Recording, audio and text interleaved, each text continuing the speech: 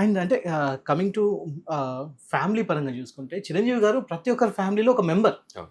So మీ ఇంట్లో ఎలా ఉండేది చిరంజీవి గారు? అంటే ఆయన మూవీ వచ్చినప్పుడు మీ అమ్మగారి దగ్గర నుంచి మీ అంటే నాన్నగారు? అప్పట్లో సినిమా అనేది ఒక సెలబ్రేషన్. Hmm.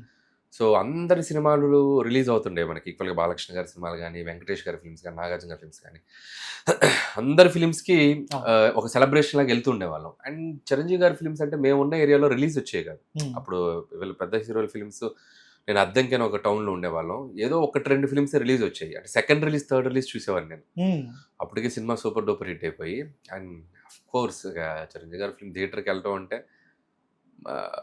అప్పుడున్న ఫాలోయింగ్, ఆయనకున్న మాస్ హిస్టీరియా, జోనర్ను బట్టి ఫిట్. అది ఒక ఫ్యామిలీ ఫిల్మ్ అయితే ఇక మొత్తం లేడీస్ గీడీస్, అదెందుకు గరానా మూడు ఎగ్జామ్ చెప్తే ఇక ఒక సెలబ్రేషన్లో ఉండేది. అండ్ ఒక క్రేజ్, ఒక మ్యాసివ్ క్రేజ్ ఉండేది ఆయనకి, మీకు తెలియదు కాదు. అంటే ఆ పేరు, ఆ నేము, ఆ బ్రాండ్, అది 90s 80s కిడ్స్కి బాగా తెలుసు. సో ఆ సెలబ్రేషన్ ఏంటో.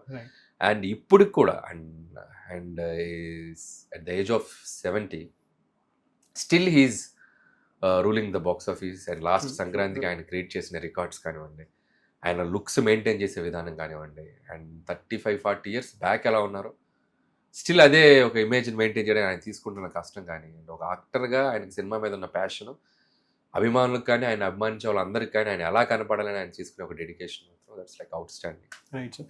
అయితే మీరు చిరంజీవి గారిని పర్సనల్గా మీట్ అవ్వడానికన్నా ముందు, నేను అంటే ఫర్ ఎగ్జాంపుల్ నేను చెప్తాను, నేను చిరంజీవి గారిని ఇంత దగ్గర నుంచి ఒకసారి చూశాను. ఆ సెకండ్ నాకు ప్రపంచం మొత్తం బ్లాంక్ అయిపోయింది. ఆయన ఒక్కరు నిజమేనా అన్న ఒక ఫీలింగ్ ఉంది. మీరు ఫస్ట్ టైం ఎప్పుడు చూసారు? ఆ రోజు గుర్తుందా?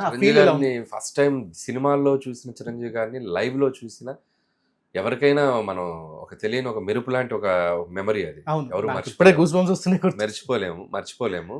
సో నేను చూసింది ఏంటంటే రవీంద్ర భారతిలో ఏదో ఒక సురభి నాటకాల ఉత్సవాల, లేకపోతే పరుచూరి బ్రదర్స్ వాళ్ళు పెట్టిన ఒక ప్రోగ్రామ్ ఏంటో తెలియదు, నాకు గుర్తులేదు సరిగ్గా ఈవెంట్ ఏంటనేది.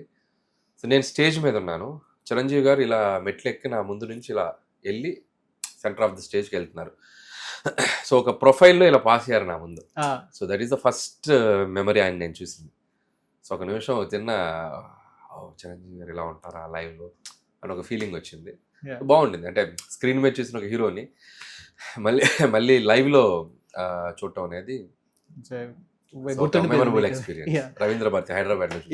అయితే చిరంజీవి గారిని మరి డైరెక్ట్ మీట్ అయినప్పుడు మీరు ఏమైనా ప్రిపేర్ అయ్యారా? అన్నయ్యతో మాట్లాడాలి, అది ఇదని, అక్కడికి వెళ్ళాకైనా మర్చిపోవడం ఇలాంటివి జరిగాయి? అంటే నేను చిరంజీవి గారిని ఫస్ట్ మీట్ అయింది సుప్రీం సినిమాకి ఆయనకు ప్రొజెక్షన్ వేసాం. సో ప్రసాద్ ల్యాబ్లో ఆ రోజు ఆయనతో దిగిన ఫస్ట్ పిక్చర్ నాకు. సో అది ఫస్ట్ మీటింగ్. సో ఆ తర్వాత ఆయనతో ఎక్కువ టైం స్పెండ్ చేయలేదు. ఆ రోజు ఆ సినిమా చూసి చాలా బాగుందమ్మా, బాగా తీసామని చెప్పి అప్రిషియేట్ చేసి వెళ్ళిపోయారు.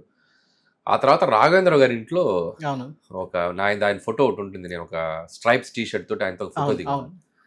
సో వాళ్ళ ఇంట్లో ఒక బ్యూటిఫుల్ కాన్వర్జేషన్ జరిగింది. అది ఫస్ట్ ఆయన దృష్టిలో నేను ఒక మైండ్లో వీడు ఈ కుర్రోడు భలే ఉన్నాడే అని ఒక గుర్తు ఉండే ఒక మీటింగ్ అంటే అది.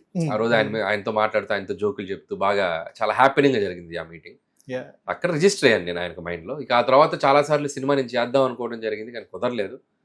ఇక ఆ సినిమా ట్రావెల్ మీకు తెలిసిందే, శంకర ప్రసాద్ గారు అనేది మెమరబుల్ జర్నీ.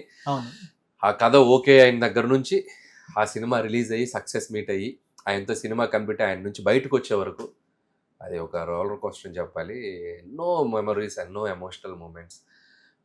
ప్రతిరోజు ఆయనతో వర్క్ చేస్తూ మళ్ళీ ఇంటికి వెళ్ళాక ఆయన సినిమాలు, ఈటీవీ సినిమాలు, ఆయన సినిమా ఏదో వస్తే చూసి మేము పనిచేస్తున్న చిరంజీవి గారితో అనే ఒక చిన్న ఒక వావ్ ఫ్యాక్టర్ ఉంటుంది కదా. సో ఆ ఎక్స్పీరియన్స్ అన్ని ఇప్పుడు అంటే తెలియదు కదా, మనం పని చేసేటప్పుడు వర్క్ మూడ్లో ఉంటాం, బయటకు వచ్చాక ఆయన వాల్యూ మనకి ఎక్కువ తెలుస్తుంది. బట్ ఎందుకంటే ఆయన ఇచ్చే కంఫర్ట్ కూడా అలా ఉంటుంది డైరెక్టర్స్కి.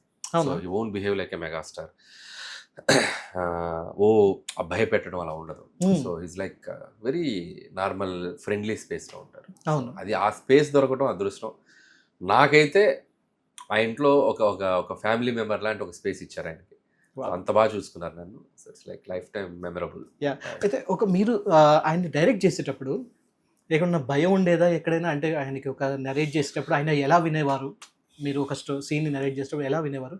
And he is known for improvisation. అక్కడికి వెళ్ళాక మనం ఒక వేరే చిరంజీవి గారినే చూస్తాం, అసలు ఆ క్యారెక్టర్ని చూస్తాం. సో అలాంటి ఇంప్రూవైజ్ చేసిన సీన్స్ మీరు డెఫినెట్గా చిరంజీవి గారు ఎప్పుడు ఏం చెప్పినా కూడా ఆయన పాయింట్ ఆఫ్ వ్యూలో ఒక ఆలోచన అనేది ఆయన మనకి ఇస్తారు, బట్ ఎప్పుడు ప్రెషర్ చేయరు. ఓకే. ఇది పెట్టు, ఇది ఉండాలి అని ఎప్పుడు ప్రెషర్ చేయరు. నాకు ఇలా అనిపిస్తుంది, ఏమైనా ఉపయోగపడితే తీసుకోమ్మా అంటారు తప్ప మన ఫ్రీడమ్ని ఎప్పుడు క్యాప్చర్ చేయరు. సో నాకు మా ఇద్దరి మధ్య వేవ్ లెంత్ బాగా కుదిరింది. సో నాకేం కావాలో ఆయనకి తెలుసు, ఆయనకేం కావాలో నాకు తెలుసు. సో ఆ ఇద్దరి మధ్య అండర్స్టాండింగ్ బాగా కుదిరింది. సో నేను రాసిన వాటిని ఆయనకి బాగా ఎంజాయ్ చేసి యాజిటేట్ చేసేవాళ్ళు. ఏదైనా ఆయనకి ఇంప్రూవైజ్ చేయాలనిపిస్తే ఇలా చేద్దామంటే అది అద్భుతంగా ఒక్కొక్కసారి చేసేవాళ్ళు ఆయన. సో అవన్నీ ఆ గివ్ అండ్ టేక్ అనేది బాగా కుదిరింది ఇద్దరి మధ్య. అందుకే ఆ సినిమా రిజల్ట్ అంత హ్యూజ్గా ఉండడానికి కూడా కారణం. సో అండర్స్టాండింగ్ ఉండేది, ఆయన ఎక్స్పీరియన్స్ మనం రెస్పెక్ట్ చేసేది, లేదు మన ఫ్రీడమ్ని మనం వెళ్ళి చెప్పేది. నాకు ఇది ఎందుకు కాన్ఫిడెంట్ కోసం అంటే ఆయన ఎవరు డిస్టర్బ్ చేయరు.